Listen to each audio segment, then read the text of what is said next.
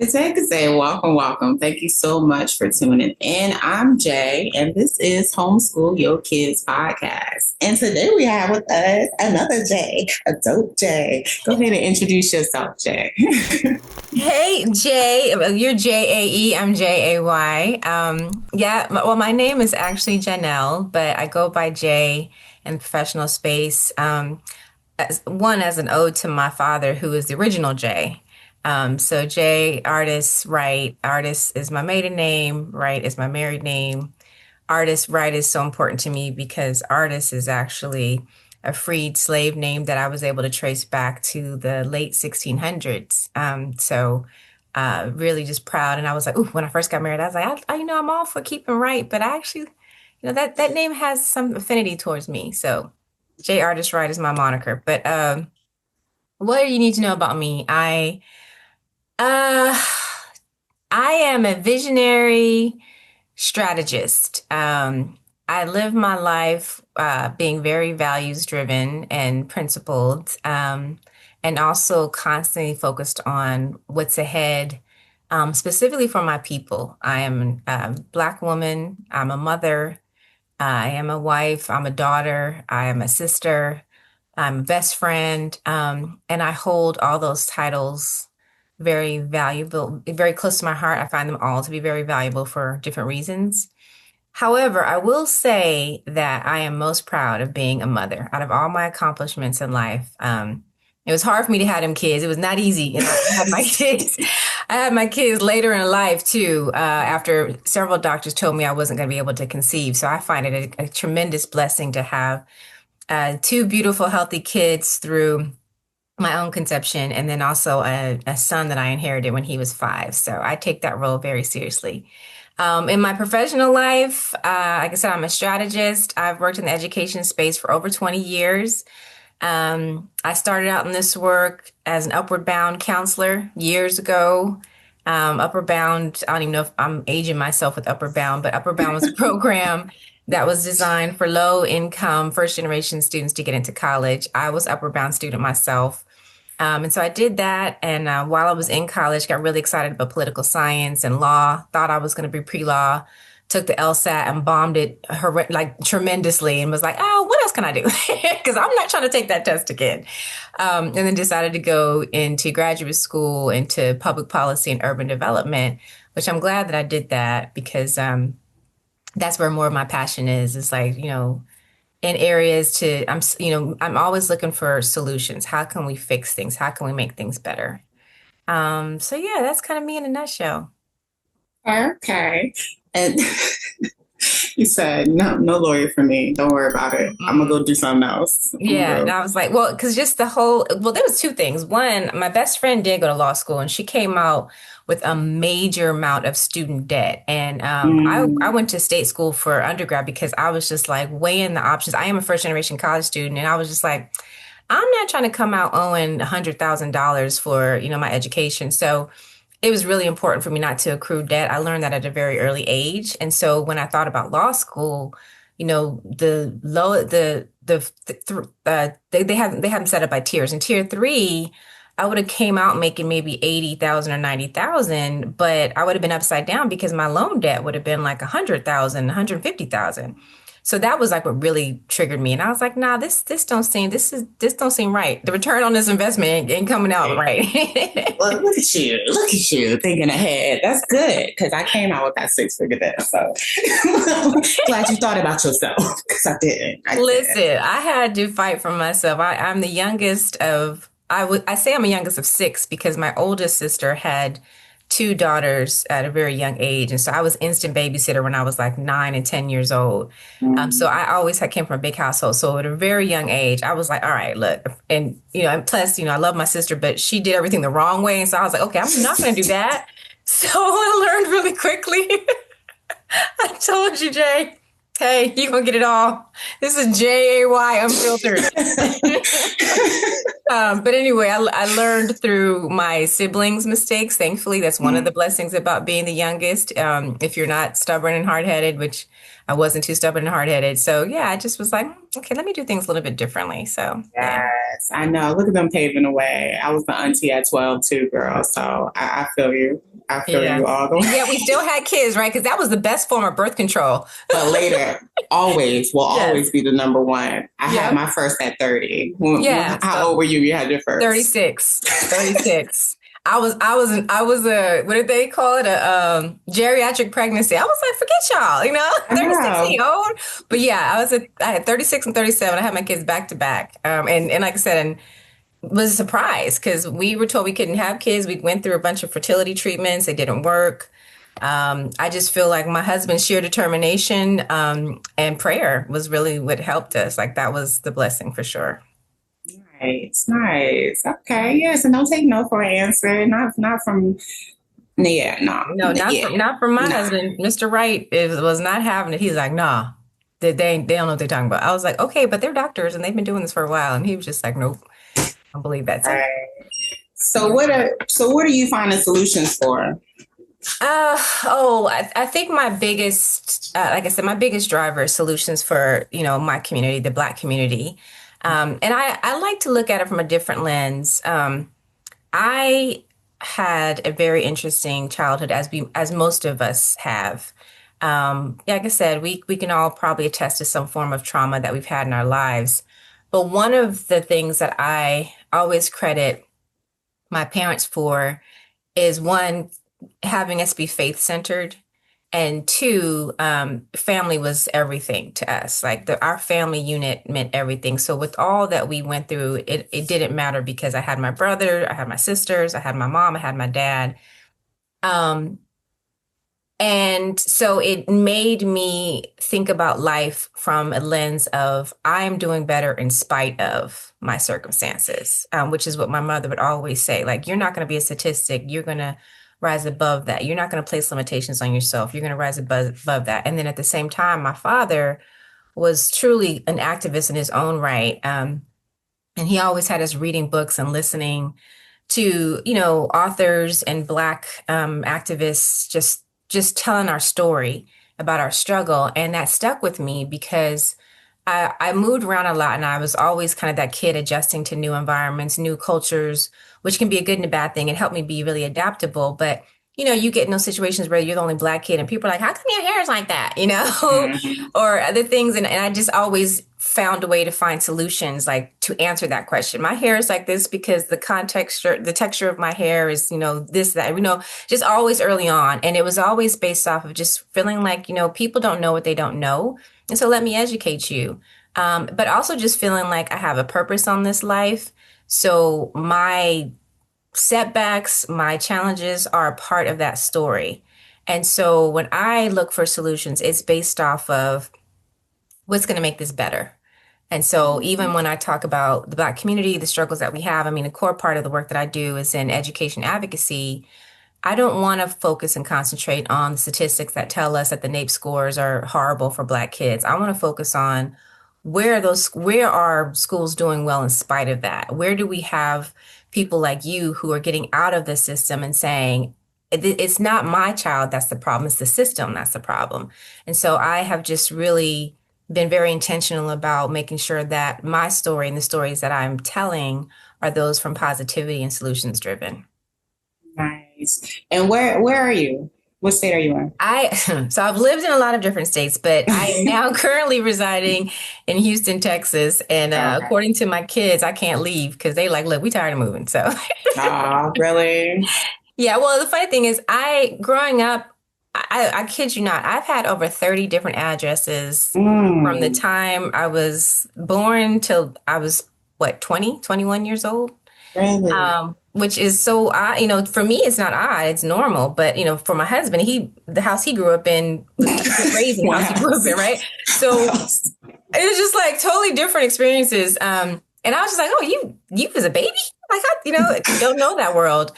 And because of that, again, part of that is trauma, but because of that, it's nothing for me to pack up and leave. Mm-hmm. And so even when I had my children, because I was raised in that environment, I got a job. We lived in Jersey, and I got a job offer to move us to California, and I was ready to go in 2 weeks. And they were like, they were young at that point, so they just were. I was like, okay, y'all resilient, y'all adjust. So we moved to Northern California, and then I got promoted, and I had to move to Southern California. There's another move for them, and then I started seeing the pattern of wait, they've been to 3 different schools, and they're only in the 3rd and 5th grade at this point. So then I was like, I don't want them to have that same type of environment that I did where they're constantly moving around. And so I was like, okay, next place we move, like that's going to be it until they graduate. And so when we moved and we got our house in Houston, the first thing they said was, okay, this is it, right? Like, this is where we're staying. And I was like, yes. So I made that commitment. Now, after they graduate, I may move again. But, for now. Right, exactly. And I love Houston. The first time I went to Houston, I was like, I'm going to move here. I was like 21. I'm moving here. Yeah. It's so funny because, a lot of people, when we say move to Texas, they're like, why you move to Texas? Especially Californians. But even our folks on the Northeast were like, why are y'all moving to Texas? But I will tell you, and I don't know if it's because Houston's like this little microcosm in a bigger state. But the culture here, just the environment, it feels like a small, like New York City or Oakland, or, it has a lot of that vibe to it in different pockets. Now we're in the suburbs, we're outside of Houston proper, but we're like 25 minutes away. And like, we go to shows like we would when we were in New York and, to going to Broadway shows, we eat, we're big foodies. So we go to a lot of great restaurants and the people are really cool. And then one thing I will say about Texas in general, I don't know where people lie on the political spectrum, but it's not as, if you were more like Democratic leaning, it's not as conservative as people think it is. And again, this may just be Houston proper, but I don't know if it's because it's an open carry state or what, but people kind of stay in line a little bit when they know I could have a gun and you could have a gun too. We over here like that too, looking like the Wild Wild West. Everybody right. It's a little different about how people want to pop off when there's consequences, immediate consequences. So I don't know. That's kind of been our experience. And I love our neighborhood. All of our neighbors, we like enlisted a block party on our block because I also lived on the Northeast, and that's a big thing on the Northeast. And so when we moved here, we were like, we can just start a block party here. And so every Halloween we have a block party, and everyone comes out, and it's been really cool. So, oh, sweet. How's the schools there? The schools are good. They're huge. I don't know if you ever saw that show Friday Night Lights. I love the movie Friday Night Lights. Yeah. Well, it is real. I was like, my daughter's in high school. You want to win? Put Booby in. Oh my gosh, that's hilarious. You really are a fan. So my daughter she's in high school this year and she's an athlete. Mm-hmm. And when I tell you homecoming was lit, like we had like a rally and a parade and I was like, I feel like I'm in a movie right now. Like this is real, and so it's really cool to see that be their experiences because again, I moved around a lot. In my high school, I will only go back to my high school to bomb it. It's like, that was not a good experience at all. So, well. Yeah, maybe we should stop. We shouldn't have that on record just in case something happens. I know, right? Like, wait a minute. The FBI, like, I heard this person say, and of course that was decades ago, so it may have changed. But when I tell you, I was just telling my mom the other day because, we're working more with homeschool families and stuff. I was like, I wish we would have known about homeschool because 9th to 12th grade was traumatic for me. Really? Oh, yeah. It was really bad. Was it like bullying or was it, it was bullying? It was a combination of all the things. Of course, adults and kids. We say? That I said adults and kids because that's. Oh yeah, yeah, most definitely. I'm X generation, and so our generation is always like we're tough as nails, and so we didn't call it bullying. We just called it going to school and trying to survive, right? But yeah, it was. So just to give you context. I grew up in Southern California in an area called Pomona. And Pomona, a lot of people know Pomona from like Claremont Colleges, Pomona Pitzer. But like most liberal arts universities, it's usually surrounded by the hood. And so Mm-hmm. we lived in an area right across the freeway called Phillips Ranch, which was like a new developing area. A lot of middle upper class people moved there. Um, but it was urban sprawl. It was like they moved everybody out of LA to these big homes, but they had no schools, they had no systems built. So the only Mm-hmm. schools were these schools that were already there that had been there since like the 1940s, 1950s, that were public schools that just really weren't run very well. Or if you could afford to go to a private school. Again, with the family of six, I couldn't afford to go to private school. So there was this imagery of being this little rich kid because I lived across the freeway in these like up and coming suburban type of houses, and then I had to go to school in kind of like this like I won't say rural, but it was rural because literally, it was kind of an hour and a half outside of LA. And it was like kind of a cow town, but it had its own, it has grown a lot more since then. Anyway, long story short, there were a lot of kids at our school that were in the foster system. There were a lot of families who had moved from like Compton and Long Beach out to that area to have better areas for their kids, and their kids were still of that like inner city mindset, so they thought they was gangsters even though they was like cow gangsters. And it was a public school, a very large public school, and so all the encompassing things of what we have to deal with different culture dynamics, different socioeconomic dynamics. And here I am. I've always talked very proper. My family even makes fun of me for talking really proper. So I'm going to the school, and I've got girls coming to school, representing Crips and gang affiliation. Then I've got girls that are in foster care. And interesting enough, my mother was a hairstylist who owned two beauty salons in Pomona.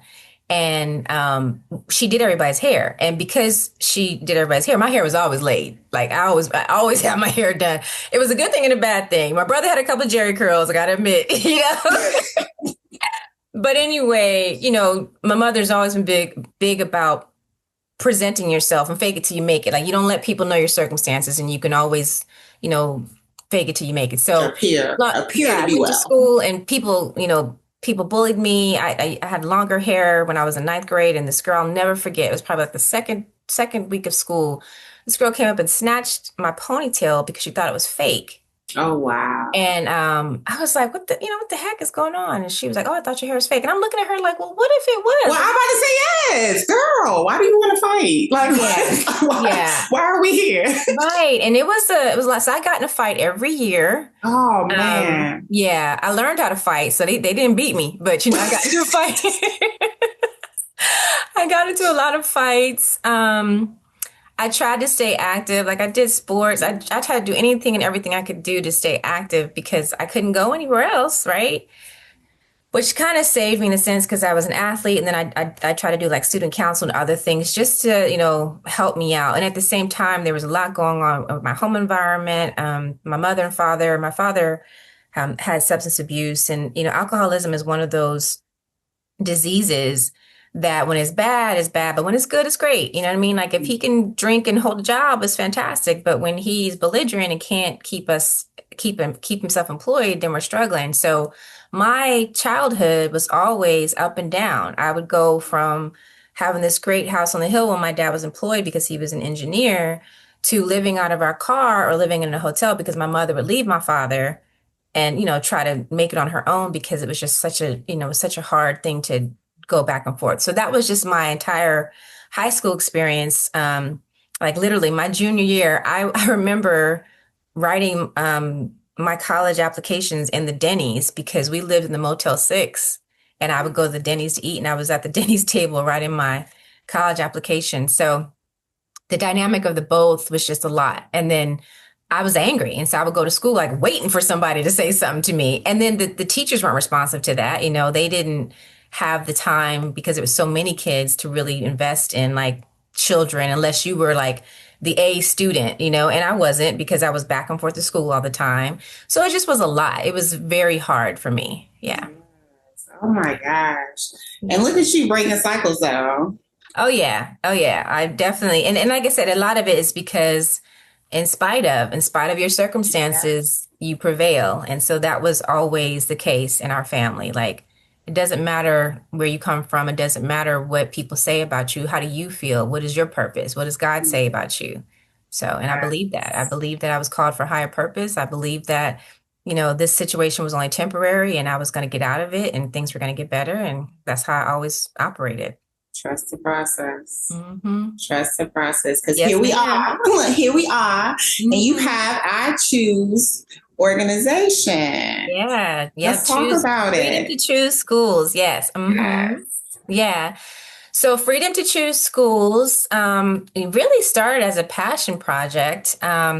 Like I said, I've been in education for 20 years. The evolution of my education and career was really focused on public policy and laws and how laws were created. And so for several years, I worked in as the vice president of government affairs or vice president of strategic policy. And about in 2009 or 2010, I relocated to the East and kind of did a career transition because I did work in corporate and in the entertainment industry for several years. But I wanted to work in an area where I had more of an impact. And so I moved to the East and I learned about charter schools at that time. Walked into this charter school that was a public school and was like, what is this? Like, I've never seen anything like this in my life. And it was in Brooklyn, New York. And just fell in love with what they were doing in their program and found out like there was a growing industry and basically found my niche there as far as being a policy advocate. But I also found that there was a disconnect between my experiences as a Black mother than my experiences as like a policy person. And so, that led me to really move in my career in a way of how can I bring both of those powers to be? And so in 2019, I was working for a charter school association and really didn't like the work because I felt like the association was very transactional about how it treated parents.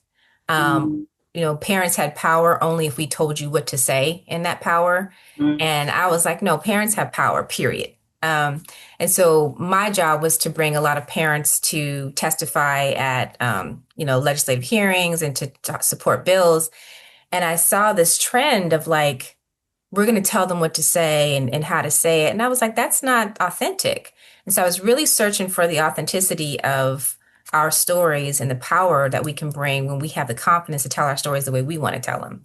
And also the truth about our stories. And so I started working with this man who's very well known in education, especially in the charter space. His name is Dr. Howard Fuller, and I had known him for several years. And he was on this mission to really defend charter schools at the time because the 2020 presidential candidates, Democratic candidates, were challenging, some of them were challenging the idea of charter schools because they were heavily supported by teachers' unions, and they wanted to put a moratorium on charter schools. Some very well-known, popular candidates that we were like, oh, that's cool. But if you've never experienced this, you don't know what it's like. So, and being that there's so many charter schools that we work with that are also owned and operated by Black and brown people, it's a different experience. And so it was important to, again, tell the authentic story of people who are actually doing well in this charter school space and often not heard. So then hence became Freedom Coalition for Charter Schools, which was this organization that started with 200 people, 200 Black and brown charter school leaders who just wanted to be advocates for choice, in charter choice. Last year, 2025, after meeting wonderful people 2023, we met you and we met Janelle Wood and other people who were like, hey, we're doing great work, but we're not a charter school. But we are, people of color, finding opportunities, finding ways to get out of the system that we really don't feel like was set up for our children's success. How can we get engaged? And so our board decided in 2023, we need to open up the umbrella to be more inclusive of all schools. And I was so glad we did that because there was a huge battle with charter schools because some charter schools are for profit. We'd never supported a charter school that's for profit. We felt like that was just manipulative. Other charter schools were very isolating and didn't really serve the purpose that we felt. And so it was like, how could we combine this front and center Black and brown school leaders and really dive into choice from our lens, from our perspective? And so we decided to change our name to Freedom to Choose Schools. And here we are. Yes, yes. Freedom to choose. Freedom to choose. Freedom. We had to keep. Why is that such an issue? Why is it such an issue? I did not know that school choice would be something political until it was brought to my attention that it was something political. Because I'm just like, well, isn't it about the kids and what works for them? No, ma'am. No, it's not. I'm gonna just be real with you. Like, I know it's about the money. It's about the money. It's always gonna be about the money. I know. Mm-hmm. I know. It's about the money. It's about the control. It's about because one of the things that I realized, if you trace the history of education in this country, it's also directly aligned with the industrial age and how basically we had assembly lines, and we had certain times that we clocked in, clocked out. Everyone was like, we were machines. We had to operate that way. And so, and I actually was talking to someone recently, a mom who homeschools, by the way, who was telling me about this. And I was like, I never thought about that, but that's so true. And so she was saying that, so we are just programmed naturally to think about school in that structure, and not to be critical thinkers at all. You know what I mean? You go to school at a certain time, you have lunch at a certain time, you leave at a certain time, you have a certain curriculum. I mean, prime example, I've been out of school for over 30 years, but yet my children still are getting taught the same things that I taught. Same things and same way. Now, in history, that's fine. But that just seems odd, especially in a technology age. And it's not because there aren't other educational tools and options out there. It's because that structure, that traditional public school structure, is structured to be just that. We want you to stay controlled. We want you to stay in this environment. Then you graduate from here and you get a job. You work a 9 to 5. You don't think about financial literacy and financial freedom, so that you're not working until you're 65 and retiring, but you're actually building wealth for your family. Like we never were taught. We weren't taught that. If you were lucky, no, ma'am, you got to go to college and then you learn that. But the majority of us, based off of that structure, we're not even prepped for college. We're just supposed to be brought through that system. And meanwhile, that system is funded by federal government with millions of dollars just to hold us at bay until we reach 18. Yes, ma'am. Where you go graduate and go work in one of those lovely corporations. Yeah. Yeah. And make them more money. Right. And get caught up. You don't like, I always talk about this young man who I taught in the 12th grade, and I felt like he should sue the public school system. Well, his family should sue the public school system because he was 18 by all means, and he worked at Walmart. Job. He's out here, productive citizen. This young man could not read, honey. This young man cannot read. This young man cannot write complete sentences. And I'm just like, I feel like that was like a real turn. I had already said that I wanted to homeschool my kids way before I had kids. Mm-hmm. But I feel like he was the reason why I was like, okay, I need to talk to other people though. I need to be talking to, it's not just enough for me to do me, my kids, by all means, okay, that's great for them. But what about everyone else? I can't just leave this. I can't leave knowing this is what the end results are. This is what, could be for a lot of families. I did not have a lot of kids on grade level. I didn't have a lot of kids that were up to par. And it's just like, Dad, 13 years? Y'all done gave a system 13 years and this is what you have to show? This is what they're going to send you out the door with?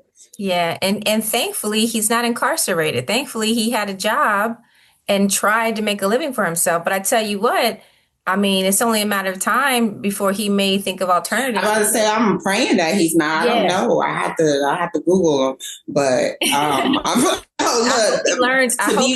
To be real, I don't know if he's not. If he never made it through that, because that school to prison pipeline is really that's a thing. That's a thing, and they're taking our babies and snatching them. Yeah, it's real. It's real. It is not It is not urban legend. It is happening. No. It is documented. Just like everything else, we got to show proof for people to understand that it actually has happened to us. We see Yes. it every day. But that's one of the things that I get so frustrated about, because it's like, for people to know that about this, it's like, yes, that's true. But what I want us to know is what you gonna do about it. There's options though. Right, right. Freedom So, to okay, choose. Like, hey, if this is you are not still working for free. you, Hmm. find you something that is working for you. That Right. also takes parents being tapped in. Yes. So, and we've had this conversation, Jay. How Hmm. do we get our people more in tune to, hey, this isn't working for you, but look, there's other options and Hmm. alternatives, and you can have support as you choose Yes. these other options and alternatives. But how do we get those conversations? How do we get, that attention that we want Hmm. for families to believe in themselves? And it's agency. You have to speak to what we always have done. Is we set it out very clearly that every child that goes to any public district school has a price tag on them. There is a per pupil Yes. dollar amount that is attached to their physicality. That per pupil dollar amount, if you are a taxpayer, law-abiding citizen, belongs to you first and Mm-hmm. foremost. That is, so if you took that and understood that, okay, my per pupil, my child has $8,000, wherever school they go to. In some cases, when we were in Jersey, some of the districts in Jersey is up to $21,000 per pupil. For people, oh Yes, my that is a college gosh. education. And yet still they were struggling with some kids. It's like, you got to be out your mind, right? But okay, let's say minimum. I think most minimum is like around 7 or 8,000 per pupil. Kids have what, 165 something days in school? You start doing the math of like, what is the return on investment of my child every year that is coming out of them being in this system?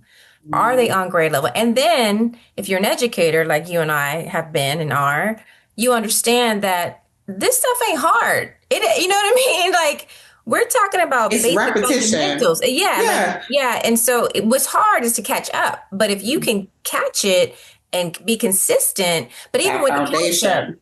right. But even with the catch up, it's like, okay, then that means I've got to extend my learning day, or I've got to make sure they're in summer school. But the biggest myth that we've got to fight is that it's not the student, it's the system. And so our parents have to understand, do you believe in the well-being and the brilliance of your child? Because if you do, Mm. then you're not going to accept anything else. So Indeed. that's number one, right? And now that you believe that, let me give you tools and understanding of how to make that better for you and for your child. And we've been able to do that through training our parents, and giving them agency and saying like, Yeah. look, this is you, this is yours, regardless what, don't let them tell you anything else. And it Yeah. really, I've gotten tremendously frustrated with parents who have kids on IEP and who just Mm. turn their babies over to these districts when they have IEPs. And it, like, they put all these papers in front of you, they make you sign all this stuff, and then you're just kind of stuck, right? And it frustrates me to no end, because it's manipulative. It's almost like predatory lending, you know? Um, it's just like you're literally That's a good praying. comparison. It is. Yes. It is. You put all this stuff, you make it sound like really good. You prey on these people's misunderstanding in order for you to keep yourself employed and to keep your lights on and to keep these kids coming in. But meanwhile, these people are, you price gouge the system. They're not learning anything from it. They're not getting anything from it. And ultimately they sitting there and going to be, them and their children be in the same situation when it's done, right? It's Yes, ma'am. horrible. And It's people shouldn't cycles. do. It's a cycle. It's definitely because the parents, because I've sat in plenty of IEP meetings, and I'm just like, she doesn't know what she's signing. Like, and they have like 5 different people in there for the parent, For one supposedly. parent, and it's 5 people pushing papers Yes. at you. Yes. Yes. Mhm. Here, sign this, sign Yes. this, sign. And as a teacher, being in the classroom and seeing what we do with these individualized educational plans, because realistically, I had a roll or a roster of 147 students, and let's say about 40 of them have IEPs. What do you think I'm going to be able to do with that? Right. as one teacher. Right.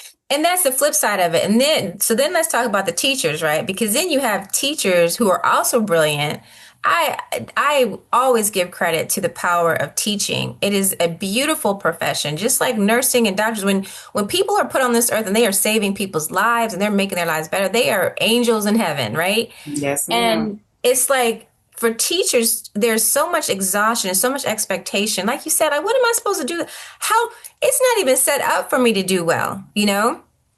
And so you got to do it at all. And so this is where we've got to teach our parents and our teachers. Again, I had this great shameless plug for my podcast, but I had a great guest who talked about like there needs to be co-parenting. Like we've got to treat our education system like a marriage where you've got the teacher and the parent. And it's like, how are we going to, work together to make, this student, our child better and, and nurture them and raise them.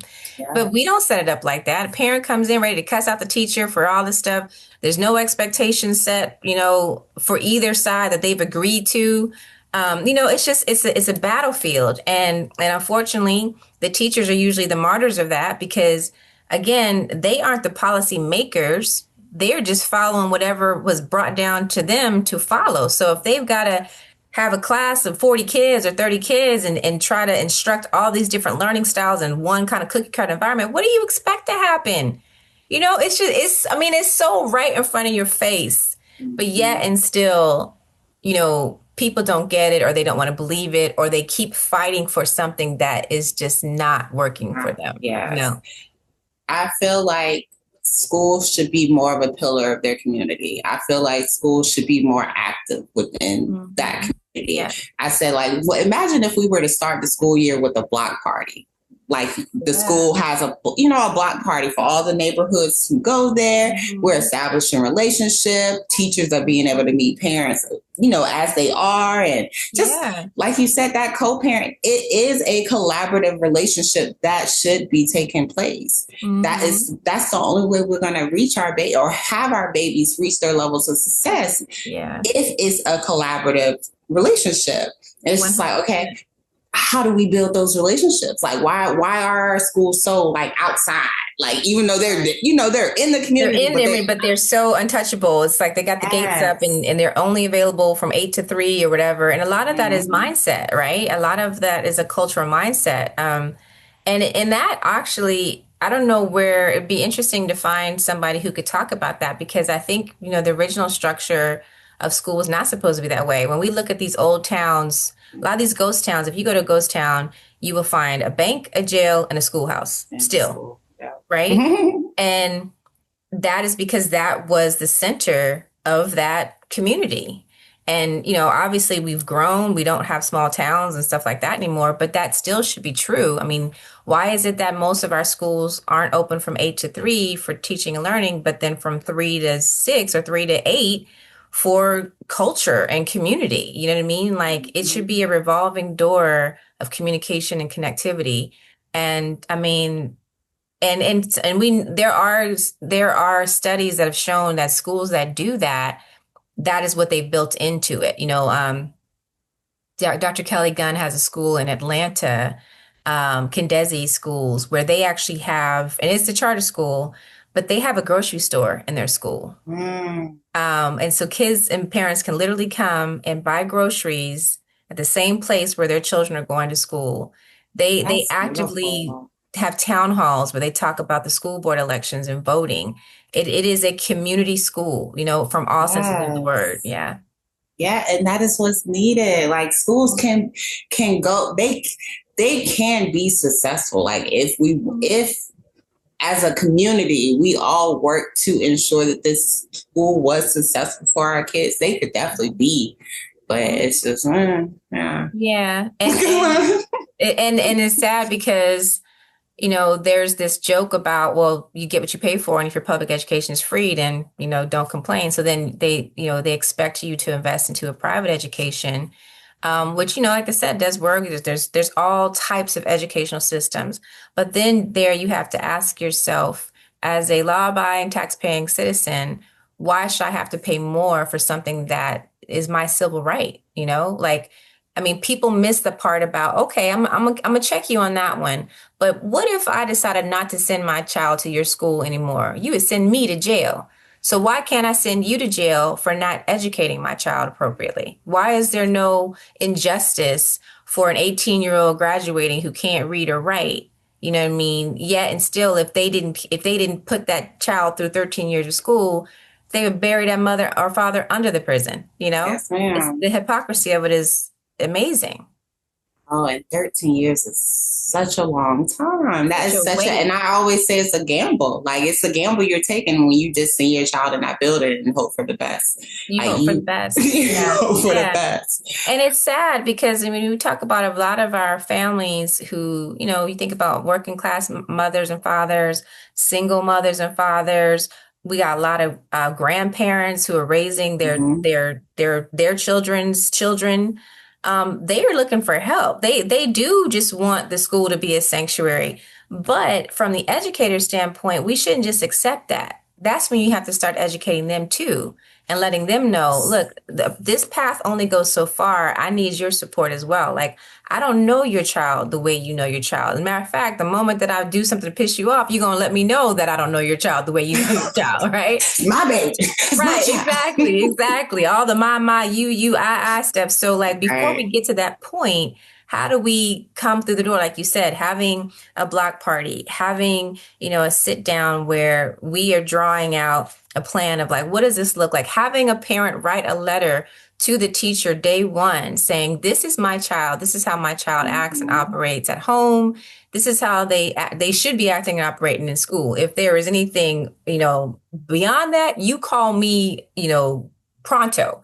We don't do things Jay, like that would be, yes, that would be amazing though. Like a proper introduction. Cause I always say like, you know, who are we getting? Like, you know, cause I remember, I remember having this conversation with, I was teaching 7th grade and I had called one of my students' dad and I was like, you know, your daughter cuss better than I do. And he said, what? My daughter don't cuss. Not my daughter. Like, my daughter. I said, sir, not only does she cuss, she can teach classes on it, okay? Right. She cusses like the best rapper in the industry. What? She's got it. She's got it, Yes, okay? the dialect is He was so flowing. appalled, like, wait, what? Like when she started doing that? And it's just like, oh yeah, no, let's talk about it. And he came in and we talked and what I learned in that, I know what I learned in that parent, because she used to snap off at me. That's why I was on the phone with her dad. I looked like her mother who had abandoned her. Oh, so she was, but see, so that, but, and then, oh my gosh. And I could imagine how that relationship changed after that. After Right. you figured out what it was. Oh, okay, now I got it. She became my baby, honey. She became my baby because it's okay. I get it. Give me a hug. Come on. Come give me a hug.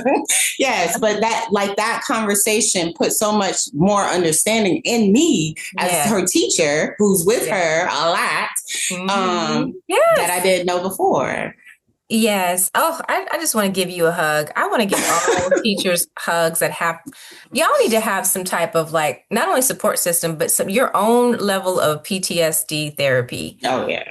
Because most of our teachers, I truly believe, they leave the school structure because of just like that emotional connection that you get, that you just feel so powerless and helpless that you're like, you know what, I can't do this anymore, which is you should not leave a job because of that. You know, it's so sad. Because you're wondering what you're doing. Like you literally are wondering like, yo, why am I here? Yeah. My first year teaching in 7th grade, I had a 7th grader reading on kindergarten grade level today, and they told me to pass her. So we're like, just pass. Like, you got to pass her. And I'm like, wait, exactly. I cried so much. Like, that's when I was really like, oh, yeah, no, this isn't forever. This isn't, this isn't the long run. I can't be here like this. Mm-hmm. But it's like, as a teacher, you go into the classroom thinking, oh, I'm about to change this, I'm about to do this, and then you're, no, I'm not. I'm not. No, not at all. I'm about to stay here for as long as I can take it. Try to get my student loan debt paid off. If I'm lucky, buy a house through the teacher loan program. But again, those are all business propositions, right? Like, exactly. And it has nothing. When we started off, it has nothing to do with the students. It's all about money. It's all about survival. It's all about adult issues. It has nothing to do with opening and building and creating a mind of a critical thinker that is going to be this next generation to help change the world. that is not how we set up that structure. And it's like, at all. at all. At all. At all. How do you self-care, love? How do you, with all that you do, all the policies and everything you fighting for and advocating for and teaching and showing, how do you make sure that Jay is replenished? That is such a good question. And I would have to say, first off, that it took me a long time to realize I needed self-care. I just used to have my head down and I would barrel through. And in 2022, that barreling through led to a brain aneurysm that almost killed me. Oh my goodness. Yes.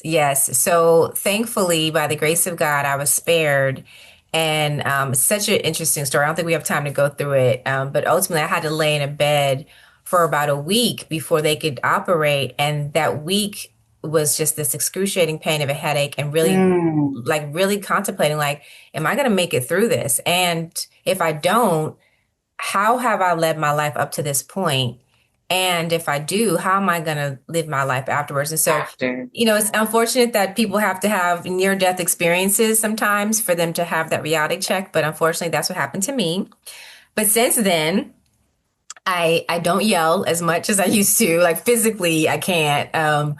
But I try to spend every day at least 30 minutes of my day in quiet time, whether it be meditation, just like I love the earth. So like going outside and laying, in the sun, like the sun just literally, I feel solar powered when I'm in the sun. Yes. Taking a walk, but it's two things. It's having that time with nature and also being outside and quiet. That stillness where you could just let your mind rest is really important to me. And then just, I'm getting older now. So like, making sure that I'm taking care of my body. Perimenopause is a bitch. That hoe right there, I'm gonna tell you. And I had, sorry to put that out there. Funny enough, you talk about your kid cussing. I would have told her that cussing is a sign of intelligence, of a high intelligence, to be honest with you. To be able to profoundly roll your tongue of words from mother effer to whatever is a good thing in my world. But and sometimes it's needed. Like I can't just say that I went through perimenopause. Perimenopause is a bitch. Yes. it hit me. Big emphasis. Yes. I mean, just like all the things, it hit me something tough. And like I gained like 30 pounds. I was moody as hell. I couldn't sleep, because I was sweating at night and just I had this restless leg syndrome thing going. And here's the other thing, again, with a lot of stuff that we go through as people of color, a lot of industries don't cater to our stories, and the health industry is as one of them. So as I was going through this, I was, approached by doctors who were just like, yeah, that's what it is. Like, and there's really, you just got to go through it. Whereas other people told me, well, no, you don't have to just go through it. That you can take, hormone replacement, and there's all this misconceptions around that because they say it could lead to cancer or whatever. But I'm gonna tell you right now, like when you haven't had sleep in 7 days, you're willing to take the risk, So I had to do a lot of research and just really with the help of my community of women who've gone through it and who have been through similar situations. Another mom, I've learned so much from y'all, from the micro school and homeschool moms. Another physician who really was just like, told me, hey, you know what? You don't got to battle through that. You need to go get on estrogen and get on, testosterone and get that balance and stuff. And I was like, what? I was like, I've been going to the doctor for 7 years and they didn't tell me to do this. So all that to say, it's a balance of like multivitamins, rest, and, silence and meditation. Yeah. Nice. Yes. And you, cause I talk about self-care and the fact that if you don't, your body's going to, like your body's going to, and you literally shared the story of, I was shut down, guys. Yeah. I was laid up for a good week. Stop. Yeah. And I was only 6 months into this role, by the way. So I'm like, I got this new job. We moved from California to Texas. We moved in August. By November, right before the holidays, and I kept saying, I'm just going to push through to the holidays. The holidays are going to get here and I'll be able to like do all these different things and rest, whatever. And it was like November 15th, right before Thanksgiving, I woke up with this most excruciating headache. And thankfully I got to the hospital in time. And that's the thing. But for years prior to that, I used to have migraines so bad. and I would just medicate, and just, I would go, like most people have migraines. You go in a quiet room, you just go in a dark place and you just pray that it goes away, or you go to sleep. But those are symptoms. That's your body telling you something. And I encourage your listeners to just don't accept medication for everything. Get to the root of what's happening to you. Even I did get a CAT scan done one time because I had a migraine so bad one time that I couldn't see out of my left eye. And they were like, it was called an ocular migraine. They did run a CAT scan on me, but they didn't do a CAT scan with contrast. So it showed kind of normal, but when they did it, but later, years later, when they did it, or actually a year later, when I had the incident, I told them about that, and they were like, okay, we're going to do it with contrast. And when they did with contrast, they were able to see it. And when I tell you the aneurysm, my neurologist told me that it was, the blood vessel was so thin, it was like looking through a window. They could just see the blood pumping through. And I would have instantly died, like, because it was so, the way that where it was located and the way that it looked, they wouldn't have been able to get to my brain fast enough. And I would have bled out. Oh, but you had stuff to do, so you couldn't. I had stuff to do. and again, so you couldn't. I couldn't do it. And when they told me that, I was like, no, I'm not going out like this. Like when they told me what was wrong with me and that I had the headaches, I was like, okay, well, we're going to have to fix this because this is not the way my story ends. Indeed. So there's literally something about the power of positivity and thought and just telling your own story, living your life in spite of your circumstances, believing in yourself, believing in the power of your purpose. Again, I always attest this back to having two beautiful children after being told I couldn't have children, right? And when you've gone through fertility treatment, you really respect people who just can have a baby like that, right? And it is truly a blessing to be able to create another human being. It is a blessing. And so I had so much time to just rest in that and then enjoy this baby growing inside of me. And it just changed me in so many ways, just overall, just thinking about life and creation and responsibility and obligation and purpose and legacy. Like, things that a lot of us don't think about until we're like old, So. Aww. That growth. That growth. I know, right? Thank you. Yes. Jay, thank you so much for all that you have shared, honey. I know you got people wheels turning, and thinking like that. And that's what the purpose of these conversations, not only to show that there is support and resources available everywhere for families, but to also just, have people think about some of the things that we discuss and talk about and share. So thank you. Thank you for that transparency. Thank you for sharing that. Where do we find you? You can find me at chooseschools.org, which is our website. I'm also on LinkedIn, Jay Artist Wright. Funny enough, I'm somewhat of an introvert, but with people like you, Jay, and like I said, I love to, as much as I don't like talking about myself, I love for people to hear my story, and I love to be able just to share with people. Like, I love people. I love for people to know, like, again, there is a reason for your existence. So, through my network, you can reach me at chooseschools.org or through LinkedIn is probably the best way. I'm not really kind of on social media that much. I don't have I do have an old Facebook account, but I ain't been in there forever. So good job. You ain't missing nothing, girl. You ain't missing nothing. Nah.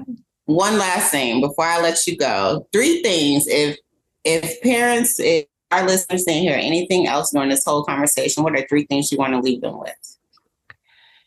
If you don't hear anything else, the 3 things that you should know is that life is a gift. And every day that you open your eyes is a day for you to do something better. And if you truly wake up, even if you don't believe it today, if you start every day working in that space, you will make a difference in your life. It takes 21 days to create new habits. Make that be the first habit that you make.